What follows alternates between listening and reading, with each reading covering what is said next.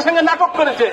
আমাদের 28শে জানুয়ারি যে সরকার ঘোষণা দিয়েছিল স্বতন্ত্র স্বীকৃতিপ্রাপ্ত স্বতন্ত্র মাদ্রাসাগুলিকে জাতীয়করণ করবে, কিন্তু আজ পর্যন্ত তাল বাহানা করে তারা জাতীয়করণ থাকলে দূরের কথা, যদিও এমপিও দিতে চাচ্ছে তারপরেও সেটা তাল বাহানা করে সময় ক্ষেপণ করতেছে।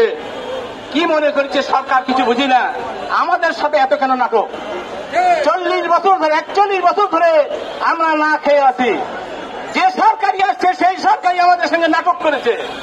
যে সরকার আসছে, এতে আগের সরকার ছিল, সংসদে বিল সংশোধন ছিল, কিন্তু এই সংসদেরা না ভোটে এটা পাস করে দিয়েছে, তারপরে আমাদেরকে বিল দিবে না।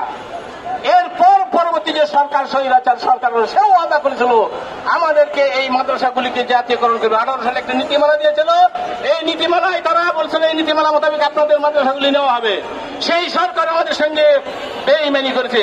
তবে আমরা মজলুম, আমি ডক্টর ইউনূস সাহেবকে বলবো আমরা মজলুম। আপনি নোবেল বিজয়ী একজন, শান্তিতে নোবেল বিজয়ী, আপনি শান্তির পক্ষের লোক, আপনি অশান্ত সৃষ্টি করেন না। এই আজকে 50,000 60,000 শিক্ষক অশান্তির মধ্যে আছে, তাদের ফ্যামিলি অশান্তি। এই অশান্তি আমরা মজলুম, আল্লাহ তাআলা মজলুমের দোয়া কবুল করেন। আমাদের এই মজলুমের বড় দোয়া নেওয়ার জন্য এই সরকারকে আমি না নেওয়ার জন্য আবেদন করব। আর শান্তি যেন ফিরে আসে, আমি ডক্টর ইউনূস সাহেবকে বলবো আমাদের আপনি যেরকম গোটা বিশ্বে শান্তিতে নোবেল পায় একটা বিশ্বের মধ্যে সুনাম অর্জন করছেন, বাংলাদেশের মধ্যে এই ইফতেদায়ী মাদ্রাসাকে আপনি জাতীয়করণ করে একটা বিশ্বের মধ্যে সুনাম অর্জন করবেন।